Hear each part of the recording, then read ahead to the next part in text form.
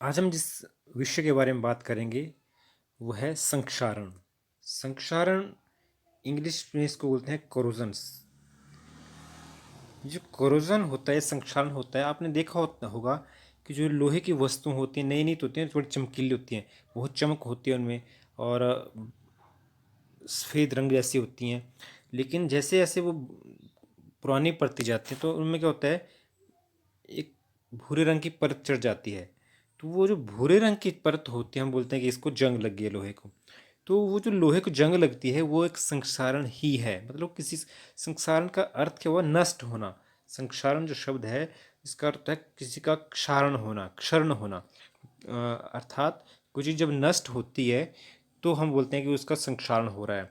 तो जो लोहे की वस्तुएं होती हैं नई नई चमकीली होती हैं, लेकिन कुछ समय के बाद हम देखते हैं उनके ऊपर भूरे रंग की लालिमा युक्त, लाल रंग की, ये लाल लाल या भूरे रंग की होती तो भूरा है, लेकिन थोड़ी थोड़ी इसमें लालिमा भी होती है, तो वो ऐसी परत चढ़ जाती है और हम बोलते हैं कि लोहे को लगी जंग। लोहे की जंग लगना ये एक संक्षारण का एक टाइप है।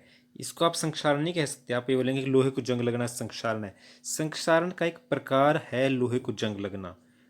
और भी कई वस्तु होती हैं जिनको संक्षारण होता है, जिनको, और जब संक्षारण होता है लोहे का तो हम बोलते हैं कि ये क्या हो गया, जंग लग गई।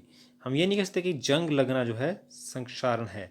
हम कहते हैं कि संक्षारण का एक प्रकार क्या है, जंग लगना है।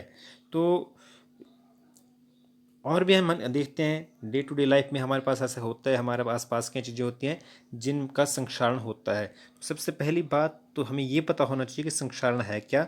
जब कोई भी वस्तु, आपके आसपास कोई भी वस्तु जो है वो अमल हो गया या फिर नमी होगी उसके संपर्क में आती है, तो वो धीरे धीरे करके क्या होती है, नष्ट होना स्टार्ट हो जाती हैं, संक्षारित होना स्टार्ट हो जाती हैं। और इस प्रक्रिया को हम क्या बोलते हैं, संक्षारण कहते हैं। जैसे कि हमारे आसपास आपने कोई चांदी होता है, आपके आपने चांदी के गहने पहने हो, रिंग पहनी हो कोई, या फिर तांबा होता है। तो चांदी जब आप काम करते हैं कुछ कहीं, तो क्या होता है, चांदी जो है वो काली काली पड़ जाती है, वो चांदी काले रंग की हो जाती है। या फिर जो तांबा है, तांबा जो है हरा, इसके ऊपर हरी रंग की परत चढ़ जाती है। तो चांदी के ऊपर काले रंग की परत या तांबे के ऊपर हरे रंग की परत, ये भी क्या एक संक्षारण का ही प्रकार है। तो संक्षारण का ही एक प्रकार है चांदी का काला पड़ना या तांबे के ऊपर हरी परत का चढ़ना। तो ऐसा होता क्यों है, ऐसा वातावरण के कारण होता है। किस वातावरण में कोई वस्तु उपस्थित है उसके कारण संक्षारण होता है। तो चांदी के ऊपर काली परत चढ़ना, तांबे के ऊपर हरी परत चढ़ना, इस प्रक्रिया को हम क्या कहते हैं, ये संक्षारण के ही एक उदाहरण है। तो जब कोई वस्तु हमारे आसपास जो है, हमारे आसपास कोई वस्तु है और वो अम्ल या फिर नमी, अगर कोई अम्ल हो है उसके संपर्क में आती है, नमी के संपर्क में आती है और उसके कारण वो है नष्ट होती है, तो हम क्या कहते हैं कि उसका क्या हो रहा है, संक्षारण हो रहा है।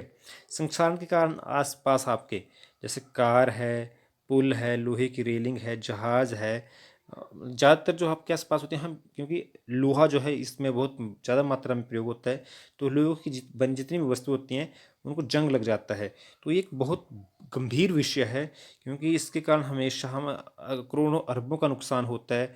आप के आसपास जो है, जितने आप घरों में लोहे की चीज़ें यूज़ कर रहे हैं, तो कुछ सालों के बाद आप देखते हैं कि उनको जंग लग जाता है और वो ख़त्म हो जाती हैं। तो हमें उनको बदलना पड़ता है, या फिर क्या करते हैं आप लोग, पेंट करते हैं। तो लोहे को जंग से बचाने के लिए हम पेंट करते हैं।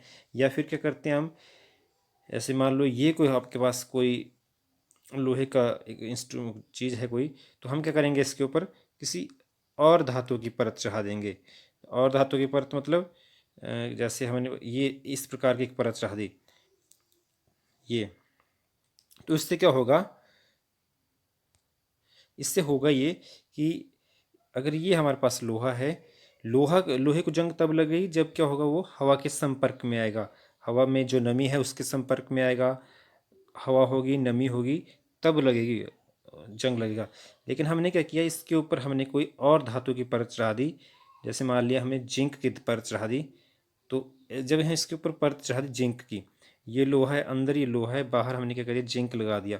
तो जब बाहर जिंक की परत लगा दी तो ये जो नमी है ये अंदर तक पहुंच ही नहीं पाएगी।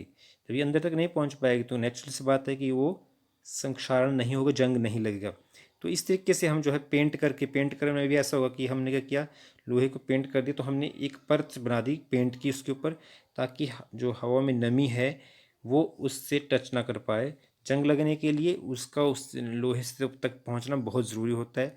जब ऐसा नहीं हो पाएगा तो उसको जंग नहीं लगेगी। तो ये तो था थोड़ा सा टॉपिक जंग के बारे में या संक्षारण के बारे में। जो अगला भी हमारा टॉपिक है वो है विकृत गंधिता। विकृत गंधिता जो है ये क्या चीज़ है? ज़्यादातर आपने देखा होगा, जैसे हम तेल वाली जो चीज़ें होती हैं, जैसे तेल है और या फिर वसा युक्त जिनमें घी या कुछ और चीज़ें हैं, जब उनको हम लंबे समय तक खुला रखते हैं तो उनका क्या होता है, टेस्ट बदल जाता है। टेस्ट बदलना मतलब उनका जो खान तक जब उनको आप खाते हैं तो उसका स्वाद कुछ और टाइप का हो जाता है।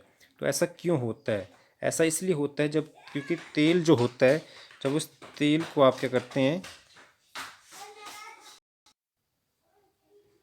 जब क्या होता है हमारे आसपास जितने भी तेल वाले पदार्थ हैं, जब वो खुले होते हैं तो क्या होता है, उनका होता है उपचयन। हमें उपचयन हमने पहले वीडियो में पढ़ रखा है। उपचयन क्या होता है, जब कोई भी चीज़ है उसमें ऑक्सीजन की मात्रा बढ़ जाएगी, तो मतलब जो तेल है हमारे पास, तेल या वसा है, जब वो ऑक्सीजन उसके साथ जुड़ेगी तो उसका उपचयन हो जाएगा।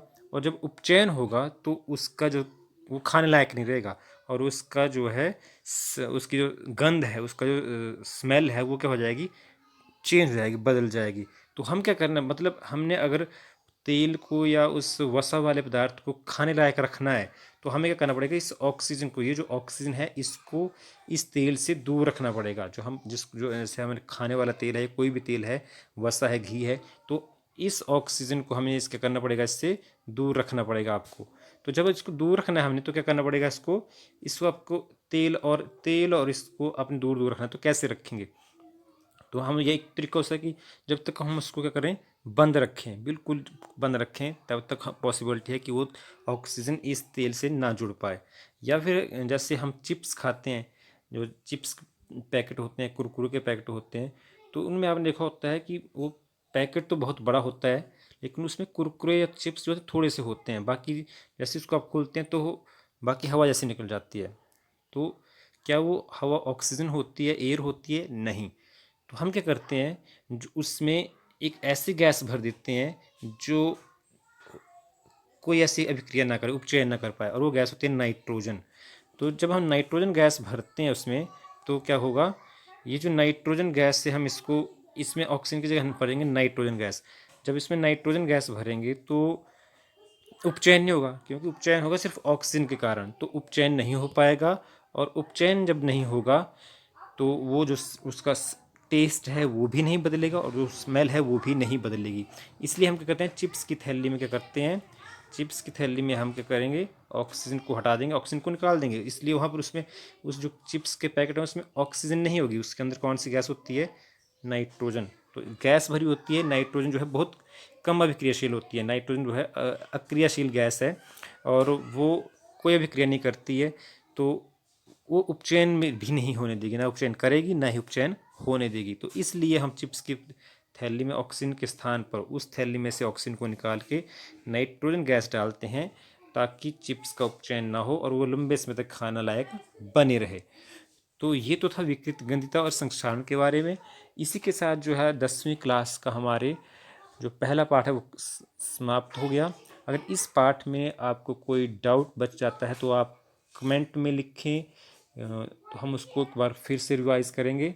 नहीं तो हम कल या परसों जो है नई वीडियो में दूसरा चैप्टर स्टार्ट करेंगे। Thank you.